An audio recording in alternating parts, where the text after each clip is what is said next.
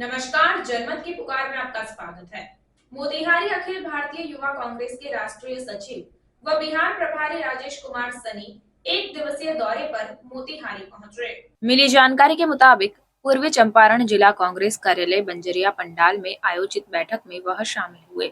इस दौरान युवा कांग्रेस के नेताओं ने उनका जोरदार स्वागत किया। बैठक में पश्चिमी चंपारण लोकसभा क्षेत्र के महागठबंधन की तरफ से कांग्रेस प्रत्याशी मदन मोहन तिवारी के चुनाव को लेकर रणनीति बनाई गई। साथ ही बिहार प्रभारी राजेश सनी ने प्रत्याशी के समर्थन में डोर टू डोर कैंपेन के अलावा सोशल मीडिया पर ज्यादा फोकस रखने को कहा। बैठक की अध्यक्षता युवा कांग्रेस के जिलाध्यक्ष बिट्टू यादव ने की। अखिल भारतीय युवा कांग्रेस के राष्ट्रीय सचिव व बिहार प्रभारी राजेश कुमार सनी ने बैठक में कहा कि पश्चिमी चंपारण लोकसभा क्षेत्र के महागठबंधन प्रत्याशी मदन मोहन तिवारी की रिकॉर्ड मतों से जीत होगी, क्योंकि कांग्रेस प्रत्याशी मदन मोहन तिवारी जमीनी नेता है। वहीं युवा कांग्रेस के जिला अध्यक्ष बिट्टू यादव ने कहा कि पश्चिमी चंपारण लोकसभा क्षेत्र में पूर्वी चंपारण जिला के 3 विधानसभा क्षेत्र आते हैं। युवा कांग्रेस के कार्यकर्ता पूर्वी चंपारण जिला में पड़ने वाले पश्चिमी चंपारण लोकसभा क्षेत्र में जनसंपर्क अभियान कर रहे हैं। साथ ही घर घर जाकर लोगों से मिलकर कांग्रेस के घोषणा पत्र का वितरण कर उसके बारे में बता रहे हैं। लोगों में कांग्रेस प्रत्याशी को लेकर काफी उत्साह है। निश्चित रूप से पश्चिमी चंपारण लोकसभा क्षेत्र से पार्टी प्रत्याशी मदन मोहन तिवारी की रिकॉर्ड मतों से जीत होगी। देखिए, लोकसभा चुनाव के मद्देनजर आज मोतिहारी जिला युवा कांग्रेस के द्वारा या आप देख रहे हैं सैकड़ों की संख्या में युवा सम्मेलन आयोजित किया गया। ये सम्मेलन बिट्टू यादव जी के नेतृत्व में, जो यहाँ के हमारे जिला इकाई के अध्यक्ष हैं, उनके नेतृत्व में रखी गई है।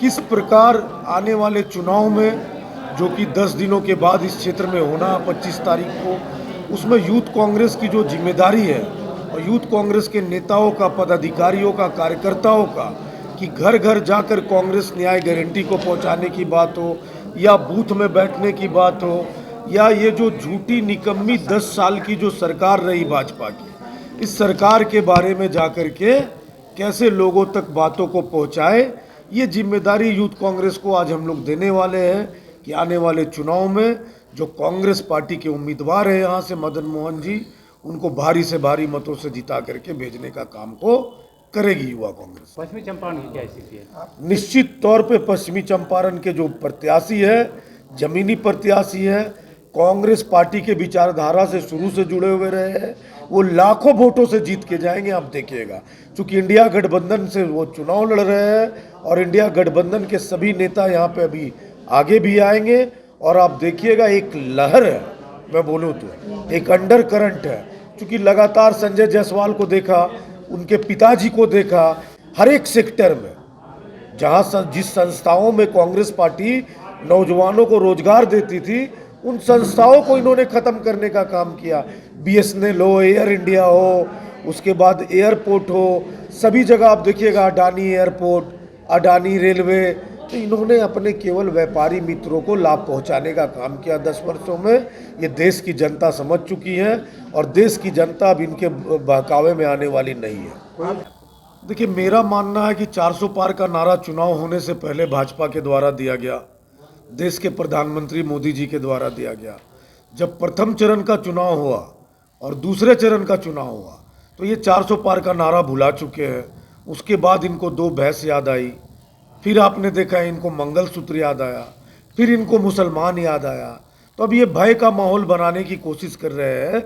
लेकिन नीचे स्तर पर जब मैं कल से घूम रहा हूँ इस क्षेत्र में और बाकी भी लोकसभा क्षेत्रों में मैं जाकर के काम करने का कोशिश किया हूँ, तो वहाँ पे एक अंडर करंट है नीचे इस सरकार के खिलाफ। इन्होंने जो 10 वर्षों में कुकर्म किया, देश के नौजवानों को ठगने चलने का काम किया, रोजगार देने का वादा करके, महंगाई कम करने का वादा करके। देश में मुद्दा है रोजगार का, ना तो देश में मुद्दा है जो मोदी जी बोल रहे मंगलसूत्र का। देश में मुद्दा है चरम सीमा पे महंगाई है, ना तो देश में मुद्दा है 2 भैंस रहेगा तो 1 भैंस ले जाएगी। तो ये मुद्दों से भटकाने का काम कर रहे हैं। अडानी अंबानी के बारे में बात कर रहे हैं, जो कि इनके मित्र है। कांग्रेस पार्टी और इंडिया गठबंधन के लोगों का मित्र नहीं है।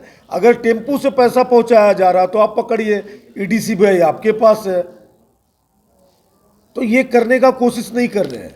इनका सीधे तौर पे कथनी और करनी में फर्क है। इनकी नीयत नहीं है देश के लोगों का विकास हो, देश में दबे कुचले लोग जो थे उनका विकास हो।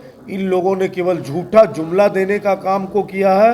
अंडर करंट ये जो संविधान बदलने की कोशिश कर रहे हैं, आरक्षण बदलने की कोशिश कर रहे हैं, ये होने नहीं जा रहा, चूंकि इनकी सरकार नहीं बन रही है। ये 200 पार नहीं होंगे, ये मैं आज आपके माध्यम से बता देना चाहता हूँ। अगर आपने हमारा अभी तक चैनल सब्सक्राइब नहीं किया है तो कृपया चैनल सब्सक्राइब कर लें, लाइक करें, शेयर करें, कमेंट करें। तो मिलते हैं फिर किसी और खबरों के साथ। नमस्कार।